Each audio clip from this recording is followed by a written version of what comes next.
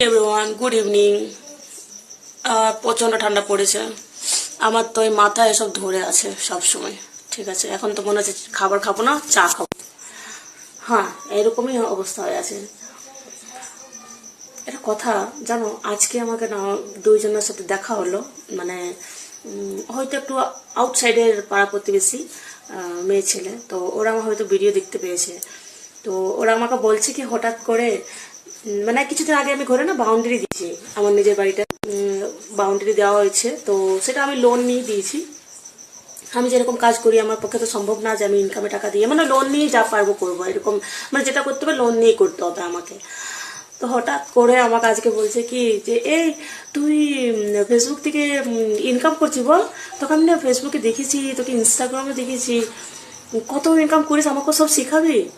আমি অবাক হয়ে গেলাম যে সত্যি তো আমি অনেক দিন ধরে ইনস্টাগ্রামে আছি। ফেসবুকটা না হয় আমি অনেক দিন ধরে ফেসবুকেও আছি, কিন্তু ফেসবুকের আগে জানতাম না। এই 1 বছর মতন হয়েছে জানছি যে হ্যাঁ ফেসবুক দ্বারাও ইনকাম কত লোক করছে।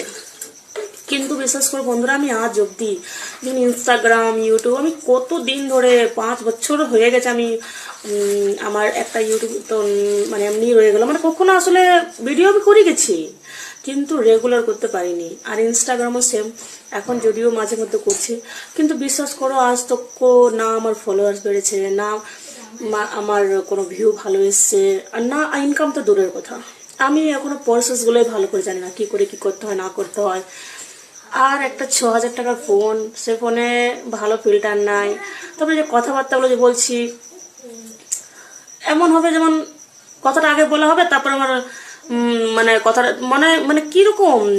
তো আমি সেটা ভাবছি যে আমার কাছে তো কোনো সুবিধা নেই। কিন্তু হ্যাঁ, এটা তো সত্য যে আমি অনেক দিন ধরে ভিডিও বানাচ্ছি, কিন্তু কিছুই নেই আজ অব্দি। অথচ দেখো একদম যে খারাপ ভিডিও বানাই তা তো নয় না, কিন্তু ভাগ্য মানে আমার কিছু। আর দেখো আমার মনে হয় যে একটু আমি সাপোর্ট পেলে ভালো হতো। মানে আমি তো একা আমার সংসার চালানোর জন্য, ঘরও বানাতে হবে, সংসার চালাতে হবে, মা মানে শাশুড়ি মা বাচ্চা দুটোকেও দেখাশোনা করতে হবে, সবই আমার উপরে। কিন্তু আর আমার নিজের ইনকাম আর কোনো শিক্ষাগত ভালো না। আমি রান্না কাজ করি তো বলেই দিয়েছি। কিন্তু কপাল দেখো, কত লোক এভাবে ইনকাম করছে, কিন্তু আমি কিছুই পারছি না।